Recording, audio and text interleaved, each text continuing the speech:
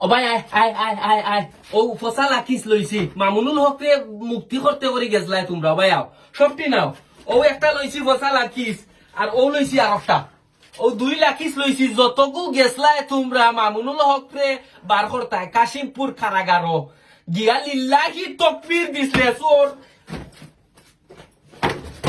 টিভির বাক্স নাইনি টিভির বাক্স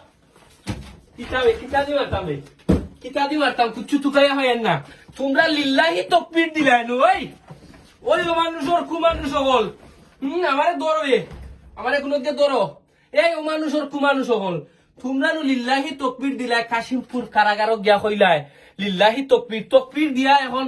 কই গেলে পুলিশে কইছে ছাড়ত নাই আজকে এখন তুই কই এখন তাকবীর দিয়া বার করতে পারছত তানি ওই তুই আজকে ও কিতা লাগিছি কোন লইছি জানেননি ও লাগিছে কোন লইছি ও হলটিম ও মানুষের কুমানুষ তারারে দেখবা প্রতিবাদ সুন্দর কোনো জিনিসও পাইতে নাই আমি যদি আমারে দি উদাহরণ দেই মামুনুল হকর পক্ষে মাতার কারণে কত মামলা হামলা শিকার হইছি আমি ও ফ্রান্সাইয়া মাতার কারণে ফ্রান্স পর্যন্ত আমারে হয়রানি করছেন তারা সেনে তুই তার পক্ষে মাতিলে এখন খুব বারোইরা হুজুর খুশি আলহামদুলিল্লাহ এখন হে ও যেগুন্তরে জীবনে পাওয়া গেছে না একটা প্রতিবাদ করতে বক্তার ঘর বক্তা হে গিয়া কাশিমপুর কারাগারের সামনে গিয়া উঠিয়া হয় আমরা সাহেবকে বার করব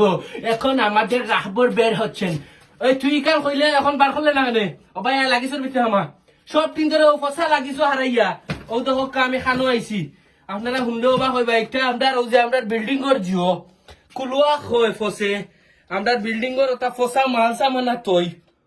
ফসা মালসা মানা ওটার ভিতরে তৈ ও দহকা বিল্ডিং ঘর এক রুমর একটা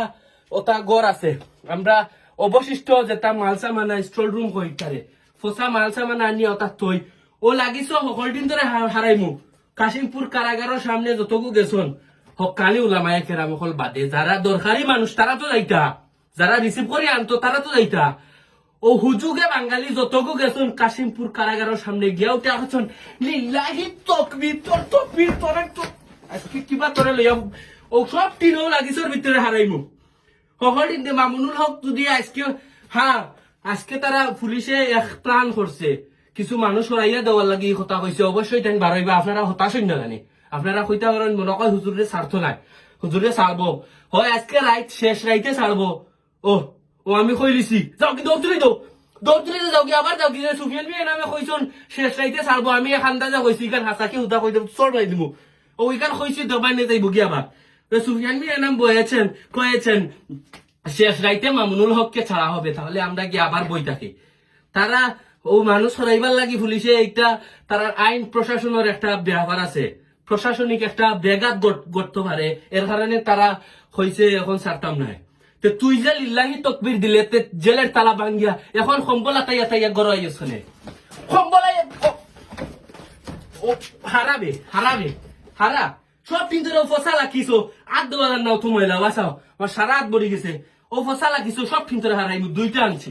হারাইয়া আর ওটা স্টোর রুম আমরা ময়লা আবর্জনা তৈ ওটা রুমের ভিতরেও দেখ তোর জীবনে কোনোদিন রইতে পারবি না ও দেখ এটা মানছে তুইছন ওটার ভিতরে হারাইয়া নি মামুনুল 3 বছর আসলা কত কষ্টর মাঝে আর তুই ইয়নের মাঝে নবডন করে ও তার ভিত্তি হারাইয়া তুই মুঝে গুন কাশিমপুর কারাগারও গেছো ও দেখ ওইগু আমরা তালা মারা ও কুলিও ওগুলিতে হারাইয়া তুই সব কিন্তরে হারাইয়া তুই মুঝে যতকে তোমরা ও কথা করাই কুচু হইলো না হইলো হুজুগুর বাঙালির বাচ্চাই ফালমারি দিলা সকলতা এখন করলে না জিহাদ ঘোষণা করলে না খানে করিয়া আনলে না খানে জেলর তালা ভাঙ্গিয়া এখন ফুকিয়াতে ইয়াদ গড়া আইলে খানে তো বেদারেন না যারা নির্ভরযোগ্য সংবাদ প্রচার করেন মিডিয়ার মানুষ উলামায়ে কেরাম হল আসন অনেকে মিডিয়া ব্যক্তিত্ব তারা কিছু লেখলে ঠিক আছে বা নির্ভরযোগ্য সংবাদ প্রচার করলে ঠিক আছে এখন মামুনুল হক সাহেব রিসিভ করি আনার লাগি যদি উলামায়ে কেরাম হয় একজন যায় এটা ঠিক আছে তুই হয় মজর জীবনে বক্তা আল্লাহ ওয়াজ করছ তার টেকা কামাইছত সরকারের তেল মারিয়া জীবনে মামুনুল হকর পক্ষে কোনো ওয়াজ করছত না তুই কিটা লাই গেলে খেলে গেলে আর মারতাম না এখন গুছা উঠে গেছে দেখে আমি হর দেখি